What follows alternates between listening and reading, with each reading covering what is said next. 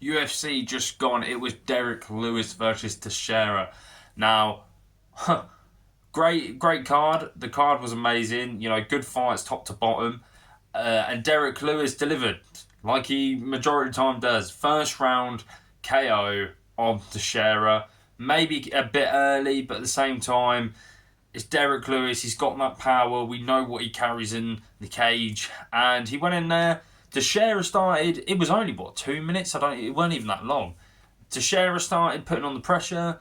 Lewis did as well. Started swinging. Lewis dropped him with a big left hook. And that was it, really. Teixeira dropped. Lewis jumped on him. Bang, bang, bang, bang. Teixeira was trying to get up. Did actually use the cage to lever himself up. But, don't really. I weren't bothered. I don't think other people were. And the ref called it off. That was it, really. Not much to say. Derrick Lewis got the first round KO like he's done against other prospects. Teixeira, I was a little bit ashamed he didn't win because, I saw. I'm not saying he can't. I'm not saying Teixeira's done in the heavyweight division. He's now 8-1. I think it was a big ask, to be fair.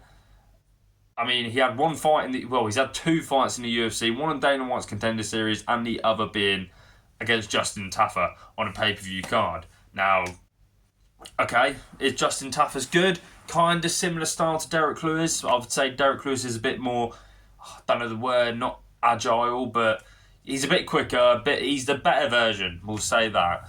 And yeah, Derrick Lewis just come out and KO'd him. And Teixeira's now got to go back on the grind. It's kind of the same thing where Shamil for Rosenstruck, and Shamil was the undefeated fighter on a big rise, and then fought the guy who's been in the rankings for years and got demolished. So hopefully Teixeira can bounce back. But we're not on about Teixeira, we're on about Derrick Lewis. What's next for him? I think it's such a weird situation for Derrick Lewis. He's not the best. Obviously, we all know that. He's definitely a top 10 guy, but he's not a top 5 guy. And all the prospects, 90% of the time he beats. The only odd prospect here and there was Cyril Gane, back in when Cyril Gane was on the come-up, lost to him. Almeida. Apart from that, he's beaten majority of the prospects he's fought. Now, the next fights I think should be for Lewis. I've got 2 for you. So, I've got on my notes Valdez Cortez, being ranked number 6. I think that would be a fun matchup. Both of them majority strikers. Valdez mixes it up here and there. But I think Derrick Lewis can definitely win that one. To get him into at least near to the top 5 anyway. Valdez being ranked number 6. Lewis being ranked number 9. I thought he was ranked number 10. That's a good fight for Lewis. And Lewis is on about fighting Tom Aspinall. That's not going to happen anytime soon. But the other fight I have got is a rematch with Tai Tuivasa. Tai Tuivasa's ranked number 10.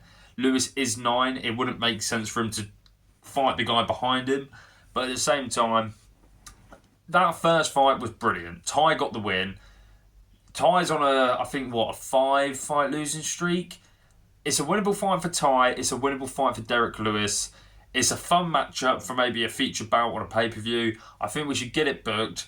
And that's it. So, realistically, the 2 matchups, you've got one for Derrick Lewis to rise up the rankings and another just for a fun scrap. Now, I would personally prefer the Tai Tuivasa rematch. I'd personally prefer that one. I think both of them are similar. They're not going to be champion, but they're never not going to be out the rankings, if you know what I mean. Probably Tai, to be fair, as much as I love Tai Tuivasa, he probably won't be in the rankings if he loses another one. But yeah, that's what my thoughts are after the UFC Saturday just gone. Let me know what you guys think in the comments below. Subscribe, like, all that stuff. Catch you in a bit.